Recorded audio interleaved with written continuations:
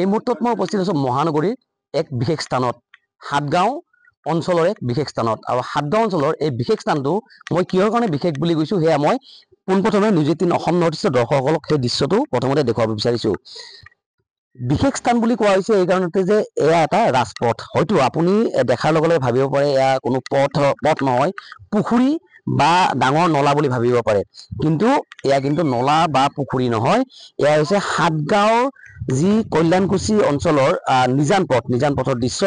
বছৰৰ পৰা বছৰ ধৰি, মাহৰ পৰা মাহ ধৰি এনেদৰে পানী গছকি লেতেৰা পানী আপুনি দেখাই পাইছে নিশ্চয়কৈ, পানীসমূহ কলা হৈ গৈছে, যিহেতুকে বহু দিনৰ পিছত দিন ধৰি এনেদৰে পানীখিনি ইয়াতে আছে। ইয়াত পানীখিনি উঠাই দিয়াৰ কোনো ব্যৱস্থা নাই বা ওলাই যোৱাৰ কোনো ব্যৱস্থা নাই। যদিও বা নলাৰ ব্যৱস্থা আছে, নলা কিন্তু উপচি পৰিছে, নলা মাটি বা অন্য কোনো আৱৰ্জনাৰে ভৰি পৰিছে।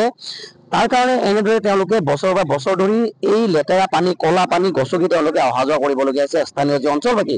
আৰু মই জনাইছোঁ যে প্ৰায় 1000ৰ ওপৰত এই পৰিয়াল ইয়াতে আছে। ওচৰতে হাটগাঁও যি মেডিকেল, হাটগাঁও চিকিৎসালয় আছে, কেইবাখনো চৰকাৰী বেচৰকাৰী শিক্ষানুষ্ঠান আছে। এনেদৰে প্ৰতিদিনে এই অঞ্চলটোৰ লোকসকলে এনেদৰে বোকা পানী গছকি অহা যোৱা কৰিব লাগে। একাংশ স্থানীয় লোক আছে, মই তেওঁলোকৰ পৰা কিছু কথা জানিব বিচাৰিম।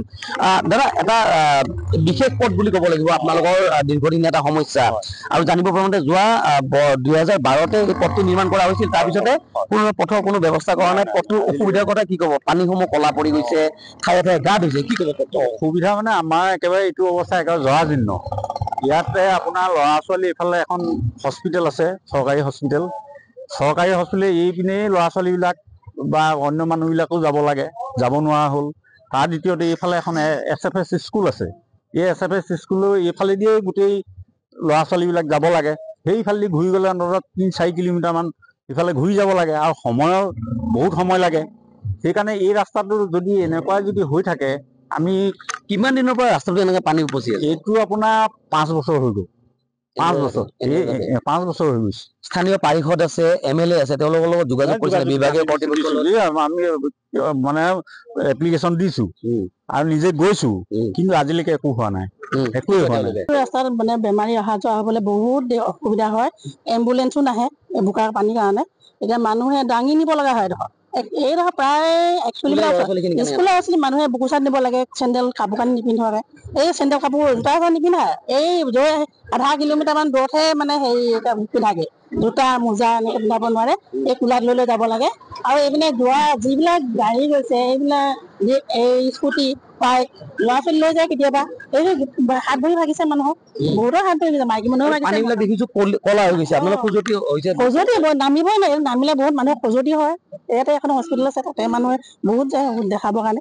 চৰকাৰতো আমি ইতিমধ্যে আমি কেইবাবাৰো চৰকাৰৰ ওচৰত আমি এই কথাটো জনাইছো। আমি স্থানীয় বিধায়কৰ ওচৰত গৈছো। এই অঞ্চলত তাৰমানে উন্নয়ন সমিতি, মই ছেক্ৰেটাৰী হিচাপে মই আজি 3 বছৰ ইয়াত হেৰি কৰি আছো। আমি বিধায়কৰ তাকে 2বাৰ গৈছো, পাৰিহৰৰ তাকে কেইবাবাৰো গৈছো। আমাৰ ৰাস্তাটোতো তেখেতে দিয়া নাই, আনকি আমাৰ ষ্ট্ৰীট লাইট কেইটাও দিয়া নাই। তাৰপিছত চিফ ইঞ্জিনিয়াৰ অফিচলৈ গৈছো আমি তাতে আমাৰ মেম'ৰেণ্ডাম অলৰেডি দিয়া আছে, কেইবা 2খনমান দিয়া আছে। তেখেতসকলে কয় হ'ব, কৰিম এনেকৈ আমাক তাৰমানে কি কৰিছে, প্ৰতি বছৰে ঠগি আছে। পৌৰ নিগম কৰ্তৃপক্ষই কি পৌৰ নিগম কৰ্তৃপক্ষই এইটোৱে কয় যে এইটো PWDৰ ৰাস্তা হয়, গতিকে এইটো আপোনালোকে PWDৰ ওচৰত যাওক। আৰু সেইকাৰণে PWDৰ ওচৰতেও গৈছিলো আমি, আনকি সাংসদৰ ওচৰলৈ গৈছো আমি, বিজুলী মেধি কলিতাৰ ওচৰলৈ গৈছিলো। তেখেতক সেইদিনা আমাৰ দুৰ্ভাগ্যবশতঃ আমি লগ নাপালো, কিন্তু তেখেতে আমাক যিখিনি কথা, তেখেতে হাজবেণ্ডে আমাক যিখিনি ৰেছপন্স দিছে, তেখেতে কিন্তু আমাক পুনৰ আকৌ এবাৰ যাব দিছে। আমি যাব পৰা নাই, এতিয়া আমাৰ চিফ ইঞ্জিনিয়াৰ অফিচলৈ যাব দিছিলে। আমি হয়তো যাম আমি এইটো মাহতে। গতিকে এনেকুৱা সমস্যাটো 5টা বছৰ ধৰি দুৰ্ভোগ ভুগি থাকিব। একেবাৰে নগৰ লাগতে ভুগি আছে মানুহখিনি।